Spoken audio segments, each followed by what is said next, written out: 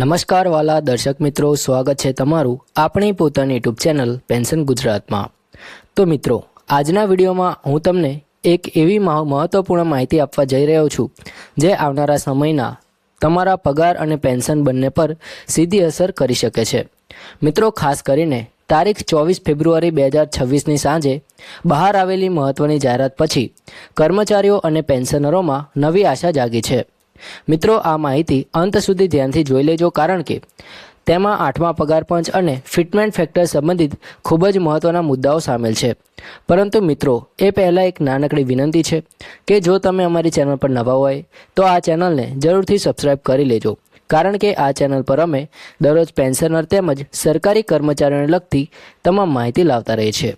તો મિત્રો, જેમ તમે જાણો છો કે 7મા પગાર પંચનો કાર્યકાળ ડિસેમ્બર 2025માં પૂર્ણ થઈ ગયો છે અને હવે તમામ સરકારી કર્મચારીઓ અને પેન્શનરોની નજર 8મા પગાર પંચ પર ટકેલી છે। દર 10 વર્ષે નવું પગાર પંચ લાગુ કરવામાં આવે છે અને તેમાં ફિટમેન્ટ ફેક્ટર મુખ્ય ભૂમિકા ભજવે છે। મિત્રો, ફિટમેન્ટ ફેક્ટર એટલે કે જે ગુણાંકના આધારે હાલના મૂળ પગારને વધારીને નવો પગાર નક્કી કરવામાં આવે છે। હાલમાં ચર્ચામાં છે કે 8મા પગાર પંચમાં ફિટમેન્ટ ફેક્ટર 3થી વધારીને 3.25 સુધી લઈ જવાની માંગણી કરવામાં આવી છે અને જો આ માંગણી સ્વીકારવામાં આવે તો નીચલા અને મધ્યમ વર્ગના કર્મચારીઓના પગારમાં નોંધપાત્ર વધારો થઈ શકે છે।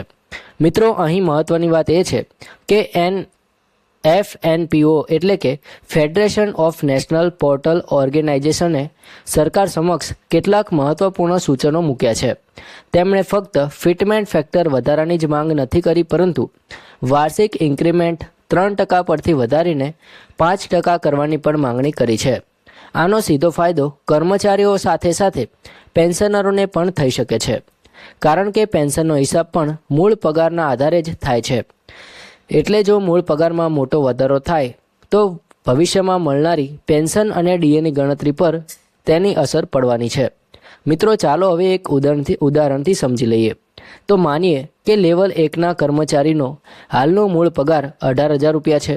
જો 3.25નું ફિટમેન્ટ ફેક્ટર લાગુ કરવામાં આવે તો આ 18,000 રૂપિયા સીધા લગભગ 58,500 રૂપિયા સુધી પહોંચી શકે છે। આ એક મોટો ફેરફાર છે, એટલે એક સામાન્ય કર્મચારીના પગારમાં લગભગ 3 ગણો વધારો થવાની શક્યતા ઊભી થાય છે।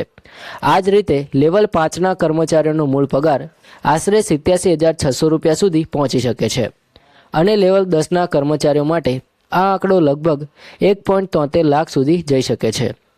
વરિષ્ઠ અધિકારીઓ માટે તો આ વધારો વધુ મોટો હોઈ શકે છે અને કેટલાક કિસ્સામાં પગાર 8 લાખ રૂપિયા સુધી પહોંચવાની શક્યતા દર્શાવવામાં આવી રહી છે। મિત્રો, FNPOએ વધુ એક મહત્વની માહિતી આપી છે કે બધા લેવલ માટે એક સરખું ફિટમેન્ટ ફેક્ટર ન રાખીને અલગ અલગ લેવલ માટે અલગ અલગ ફિટમેન્ટ ફેક્ટર લાગુ કરવું જોઈએ। જેમ કે લેવલ 1થી લઈને લેવલ 5 માટે 3, લેવલ 6 માટે, લેવલ 6થી 12 માટે 3.10, લેવલ 13થી 15 માટે 3.05થી 3.15 અને લેવલ 16 અને તેનાથી ઉપરના અધિકારીઓ માટે 3.20થી 3.25 સુધીનો પ્રસ્તાવ મૂકવામાં આવ્યો છે। આનો મતલબ એ થાય છે કે દરેક સ્તર મુજબ યોગ્ય અને ન્યાયપૂર્ણ વધારો થાય। મિત્રો, અગાઉના પગાર પંચોમાં પણ દરેક લેવલ પર સમાન ફિટમેન્ટ ફેક્ટર ન હતું, તેથી આ વખતે એક બહુસ્તરીય પદ્ધતિ અપનાવવાની માંગ ઉઠી છે। મિત્રો, મહત્વની વાત એ છે કે 25 ફેબ્રુઆરી 2026ના રોજ NCJCMની બેઠક યોજવાની છે, જેમાં આ તમામ સૂચનો અને ભલામણો પર ચર્ચા થઈ શકે છે। ત્યારબાદ અંતિમ ભલામણો કમિશનના અધ્યક્ષને સુપરત કરવામાં આવશે, એટલે આગામી કેટલાક દિવસો સુધી ખૂબ જ મહત્વના છે। કર્મચારીઓ અને પેન્શનરો માટે આ નિર્ણય ભવિષ્યની આર્થિક સ્થિતિ નક્કી કરી શકે છે।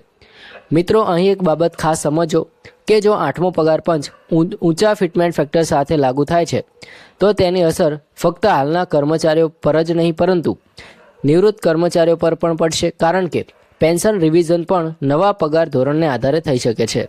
એટલે જે લોકો હાલ નિવૃત્ત છે તેઓ માટે પણ આ સમાચાર ખૂબ જ સકારાત્મક બની શકે છે।